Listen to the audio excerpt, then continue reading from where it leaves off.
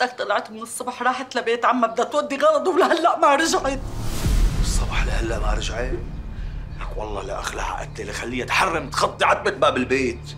لك هلا روح دور عليها وجيبها وبعدين بنحكي. ماشي يا عمو ماشي.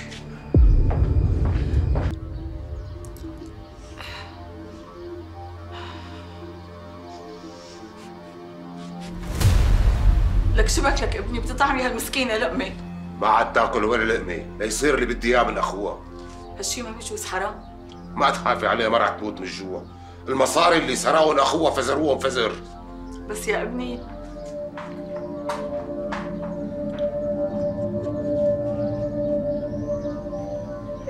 اخ منك، طولي بالك يا بنتي طولي بالك، الله يرضى عليكي.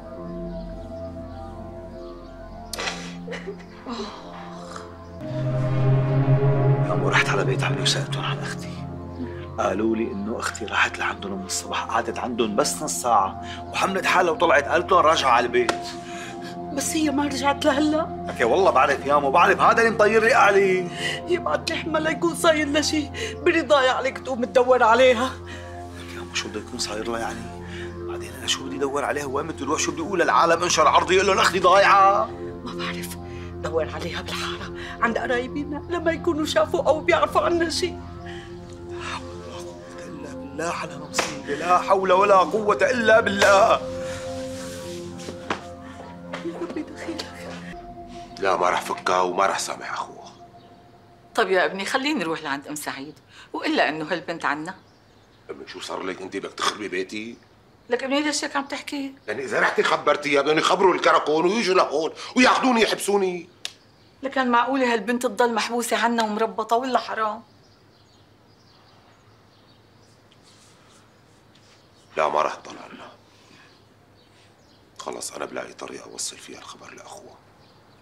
طيب وبكي لما بيدرى اخوها انه هي كانت عندك راح جاب لك الكراكون؟ لا اله الا الله. شو صاير لك امي؟ شو صاير لك؟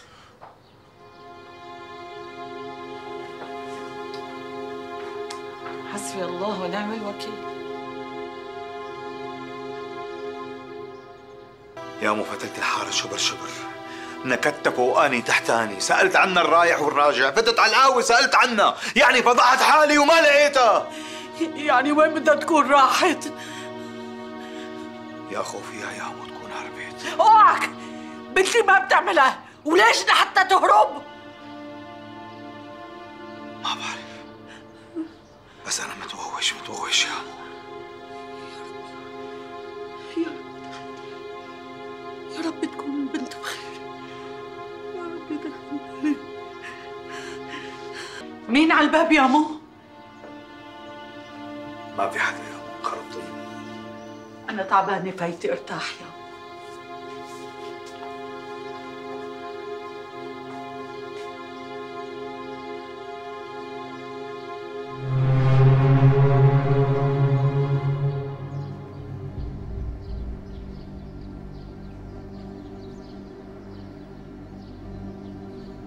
بعرف انت مشغول بالدوار على اختك اللي صار لها 3 ايام غايبه وما حدا بيعرف وينها غيري.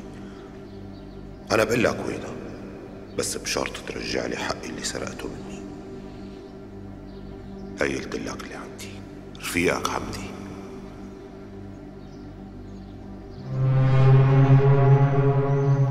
ابني ما دام سعيد لهلا ما رجع لك المصاري ولا سمع كلامك، خلينا نرجع هالبنت لبيت اهلها، الله يرضى عليك. البنت ما بترجع ليرجعوا المصاري. والله يا ابني مو هي رح رجع لك المصاري. انا بعرف شلون خليه يرجعوا. شو قصدك؟ بعدين يا مو بعدين. اخ يا ابني الله يهديك.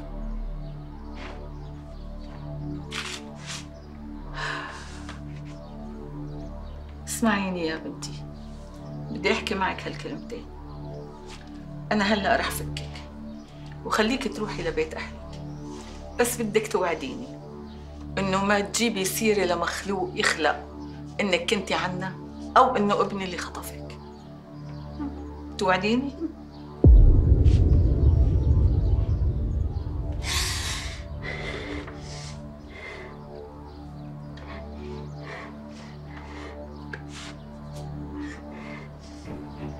يا ابو انت شلون بتعملي هيك؟ يا ابني والله ما عارفين نلاقيها مربوطه وضل ساكته. بس انت هيك بعدتيها على الموت بايديكي. البنت انفضحت بالحاره وكل اهل الحاره بيعرفوا انه هي هربانه مع واحد. هلا بيكون اخوها رح يقتلها. ان شاء الله. لحيه يا ابو، لحيه يا ابو، بوس ايدك.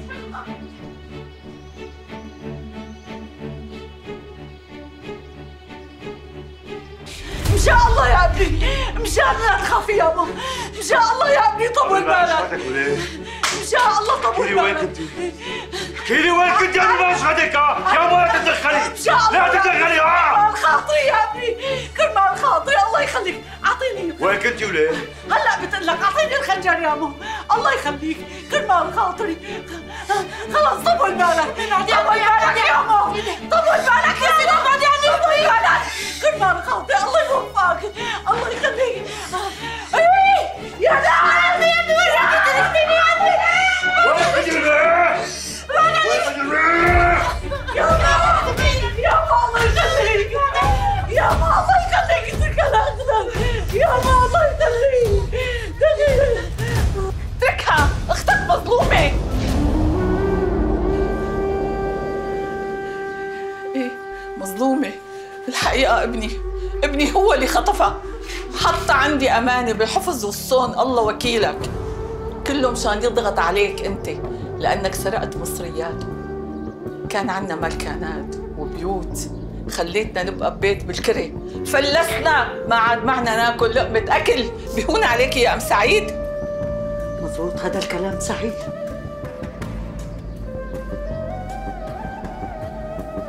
اسمعي، إذا إلكن حق عنا أكيد رح تاخذوه. أنا مصدقتك، لأنه اللي بربي هيك بنت شريفة وطاهرة ومستورة بيعمل كل شيء ليرجع الحق لأصحابه، حتى لو كان الظالم ابنه. معلوم، أنا ما بقبل، وأكيد سعيد رح يرجع لكم كل حقكم ومصاريكم، ما هيك سعيد؟ يا أم سعيد، هالبنت هي المستورة نزلت بقلبي مثل السكرة. أنا بدي أطلب إيدها منك لابني حمدي، ورح نتنازل لك عن كل شيء بدنا إياه، ما بدنا منك شيء، بس تعطيني هالبنت لحمدي. ما لنا موافقين. سعيد، نحن موافقين.